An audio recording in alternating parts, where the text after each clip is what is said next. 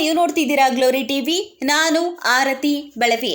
ವೀಕ್ಷಕರೇ, ಬಾಕ್ಸ್ ಆಫೀಸ್ನಲ್ಲಿ ಕನ್ನಡದ ಕಾಂತಾರ ಚಾಪ್ಟರ್ 1 ಸಿನಿಮಾದ ಅಬ್ಬರ ಜೋರಾಗಿದೆ. ರಿಷಬ್ ಶೆಟ್ಟಿ ನಟನೆ ಮಾಡಿ ನಿರ್ದೇಶನ ಮಾಡಿರುವ ಕಾಂತಾರ ಚಾಪ್ಟರ್ 1 ಸಿನಿಮಾವು 3 ದಿನಕ್ಕೆ ವಿಶ್ವದಾದ್ಯಂತ 200 ಕೋಟಿ ರುಗಳಿಗೂ ಅಧಿಕ ಹಣವನ್ನ ಬಾಚಿಕೊಂಡಿದೆ.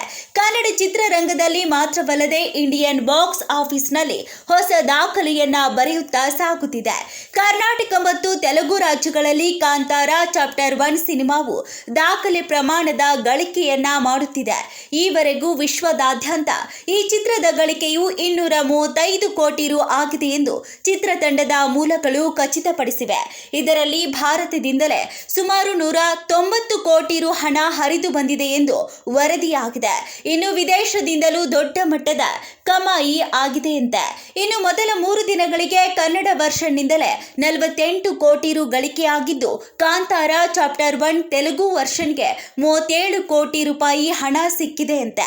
ಅಕ್ಟೋಬರ್ 2ರ ಗುರುವಾರ ಈ ಸಿನಿಮಾ ತೆರೆ ಕಂಡಿದ್ದು, ಈವರೆಗೂ ಗುರುವಾರ, ಶುಕ್ರವಾರ ಮತ್ತು ಶನಿವಾರದ ಗಳಿಕೆಯ ಅಂದಾಜು ವಿವರ ಮಾತ್ರ ಸಿಕ್ಕಿದೆ. 4ನೇ ದಿನ ಅಂದರೆ ಇವತ್ತು ಎಷ್ಟರ ಮಟ್ಟಿಗೆ ಗಳಿಕೆ ಆಗಲಿದೆ ಎಂಬುದನ್ನ ಕಾದು ನೋಡಬೇಕಿದೆ. ಯಾಕೆಂದರೆ ಭಾನುವಾರ ರಜಾ ದಿನವಾಗಿರುವುದರಿಂದ ಫ್ಯಾಮಿಲಿಯ ಪ್ರೇಕ್ಷಕರು ಚಿತ್ರಮಂದಿರಗಳತ್ತ ಹೆಜ್ಜೆ ಹಾಕಲಿದ್ದಾರೆ. ಭಾನುವಾರ ಅಂದಾಜು 50 ಕೋಟಿ ರು ಗಳಿಕೆಯಾದರೆ ಮೊದಲ ವಾರಾಂತ್ಯಕ್ಕೆ ಅಂದಾಜು 265 ಕೋಟಿ ರುಗಳಷ್ಟು ಹಣ ಸಿಗಲಿದೆ. ಕಾಂತಾರ ಚಾಪ್ಟರ್ 1 ಸಿನಿಮಾಗೆ ಹಿಂದಿ ಭಾಷಿಕ ರಾಜ್ಯಗಳಲ್ಲಿ ಹೇಳಿಕೊಳ್ಳುವಂತಹ ರೆಸ್ಪಾನ್ಸ್ ಸಿಗ್ತಾ ಇಲ್ಲ ಎಂಬ ಮಾತು ಕೇಳಿಬಂದಿತ್ತು. ಆದರೂ ಮೊದಲ ದಿನ ಈ ಚಿತ್ರದ ಹಿಂದಿ ವರ್ಷನ್ಗೆ ಭಾರತದಲ್ಲಿ 18.50 ಕೋಟಿ ರು ಗಳಿಕೆಯಾಗಿತ್ತು. ಆದರೆ ಎರಡನೇ ದಿನ ಆ ಮೊತ್ತ 13.50 ಕೋಟಿ ರುಗಳಿಗೆ ಇಳಿದಿತ್ತು. ಆದರೆ ಶನಿವಾರ ಕಲೆಕ್ಷನ್ನಲ್ಲಿ ಭಾರಿ ಏರಿಕೆ ಕಂಡು ಬಂದಿದೆ. 3ನೇ ದಿನ ಹಿಂದಿ ವರ್ಷನ್ಗೆ 20 ಕೋಟಿ ರು ಹಣ ಸಿಕ್ಕಿದೆ. ಅಲ್ಲಿಗೆ ಮೊದಲ 3 ದಿನಗಳಿಗೆ ಭಾರತದಲ್ಲಿ ಕಾಂತಾರ ಚಾಪ್ಟರ್ 1 ಹಿಂದಿ ವರ್ಷನ್ನಿಂದ 52 ಕೋಟಿ ರೂಪಾಯಿ ಹಣ ಸಿಕ್ಕಿದೆಯಂತೆ.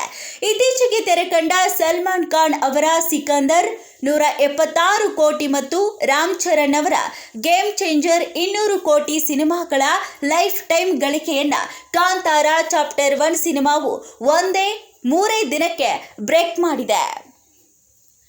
ಮತ್ತಷ್ಟು ಸುದ್ದಿಗಳಿಗಾಗಿ ನೋಡ್ತಾ ಇರಿ ಗ್ಲೋರಿ ಟಿವಿ. ಲೈಕ್ ಮಾಡಿ, ಶೇರ್ ಮಾಡಿ, ಸಬ್ಸ್ಕ್ರೈಬ್ ಮಾಡಿ. ಇದು ನಿಮ್ಮ ಶಕ್ತಿ.